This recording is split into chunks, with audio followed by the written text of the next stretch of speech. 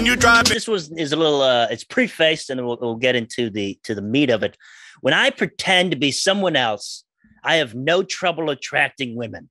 However, the second I start revealing who I really am, all my chances go out the window. Okay. In the most non-narcissistic way possible, I'm a very, very good-looking dude. Okay. Women see me, and they see this bad boy because of the way I look and dress. However, I'm the farthest thing from it.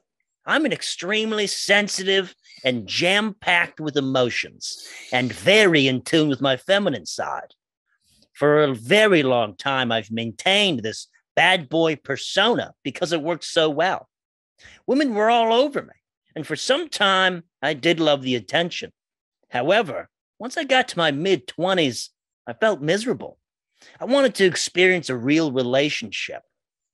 I liked you better when you were quiet. Damn, I had no idea you were so emotional. You're more of a woman than I am. And so much more. It really hurt. I go on dating apps, and within a few days, I get to meet a girl. Date goes great. But a few days in, when I start opening up, the girl is immediately turned off. I was watching a movie with a girl once, and I started sniffling quietly. She was so weirded out. It was an emotional scene, frowny face. I had a dinner with a girl once, and she was asking about my future goals. I had told her I want a job where I can help children.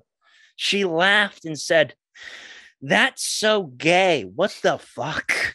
I just want someone to appreciate me for who I am and not just what I look like. I can't just stop being who I am." It took me a lot of therapy sessions during my 20s to work through my emotions and build my personality. But it seems all of the women I go for just do not like the fact that I'm too emotionally available and sensitive. If I could compare my personality, my appearance to a notable figure, I think Russell Brand without the accent and a bit more muscular. Well, I mean, I like to think we all envision ourselves as a better looking Russell Brand. For sure. I mean, yeah. I walk around I could beat up Russell Brand right now. I always rate my appearance every morning on like a scale of Russell Brand. Am I properly Russell Brand? Am I Russell Brand +3? Am I above Arthur? Am I below Arthur? I don't know. Yeah. Is someone going to help me get to the Greek today? And he made the reference to himself and said in the least narcissistic way possible. He described himself as basically gorgeous. I would like him to write back and say, like, in the most narcissistic way how he described himself, because I'm like, if this is you throwing some humility at the problem, what's it going to be like if you just let it all out? A Greek god, let me tell you, like Icarus that doesn't fly too close to the sun. And also, this guy's lived a life. I mean, he's talking about like he went through all of this phase of just shredding puss. And then he was like, but then in my mid-20s, I started to figure it out. Like, whoa, dude, you were a hot 13-year-old, apparently. Like you were just getting it. From 12 to 19, he was just the fawns. And then he found dance, I guess, or he watched Marley and Me, and he came to realization.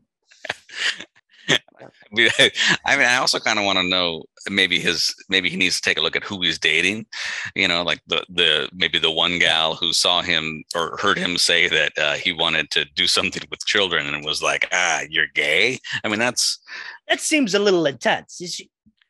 Maybe he's not this bad guy playing this. What did he say he wanted to do with these kids, by the way? Like, I mean, maybe specify. He just wanted to work with them. Now, like maybe there's already a baked in, maybe it was the way he said it. Yeah. I mean, and maybe she didn't have the vocabulary to say, this is a red flag. It could be very possible. These could be some bad ladies. It could be some bad ladies. Could be some bad ladies. I mean, he could also be sending off mixed signals, right? Like he comes in with his muscular Russell Brandness, right? And he's got this sort of like faux humility that obviously turns into a little bit of like, hey, look, this is just me being humble. I'm gorgeous. And she's like, well, I'm not sure what we're getting at. And then he's just like, and she may feel like he's just feeding a bunch of different lines coming all over the place. You're crying at this movie. You want to work with kids. You're doing one-arm push-ups. Yeah, you made your own leather vest out of a jacket. Yeah, exactly. Yeah. It's like just like, well, it was getting worn anyway, and I was probably busting through the sleeves. If you checked out these hot Russell Brand arms, I kept the sleeves. I wear them as pants. Exactly. I've taken one jacket, I've turned it into an entire outfit. How about that? How's that spark joy? I think that's good advice. Like, be honest with who you are all the time. Yeah. If maybe you're a terrible person, that's great. Own it. Be that. Be Charlie Sheen. Exactly. I mean, I'm sure Charlie Sheen, like, that's perfect, right? Because that's it. He's like, look, I think very highly of myself. I probably cried because cocaine is a hell of a drug. And I want to work with kids. And like, when you say it in a weird way, people are like, and it's like, it's a lot for an Olive Garden. You're a red flag. Own it. Right. You just need to look. So my advice to him is you just need to find more damaged women. There you go. Right? You need to go. You said, look, that one woman from the previous thing is going to leave her husband. Yeah. So she's going to be on the market and she's going to be looking for somebody who's kind of a take charge and like who initiates things. You sound like that guy. I think that's really what we're seeing is we have the opportunity to organically make a love connection and everything's going to, that one guy is going to have plenty of opportunity to just sit and watch his shows and read his mysteries. Absolutely. And then she's going to be able to go over there and be just impressed with a hot Russell Brand. That's really what you need. I wonder what movie he was watching that he cried during. Right. And I think that's an important part of this story because I think that would help us understand him a little bit more. Because like was it Monsters Inc.? Yeah. Was it Monsters Inc.? Right. Like if it was Monsters Inc., you're like, okay, I can kind of understand that a little bit. Also, why are you watching Monsters Inc. with this person? Because you want to work with kids, but you don't have any. This feels like a little bit of Arrested Development. But if it was Monsters Ball, that's a different thing altogether, right? Like you just like right in the middle of that weird love scene with Billy Bob Thornton and Halle Berry, and he's just weeping uncontrollably. Like that might be one of those things. But if he turns around and says, "I just think Billy Bob Thornton is so beautiful," and then she's like, "You might be gay."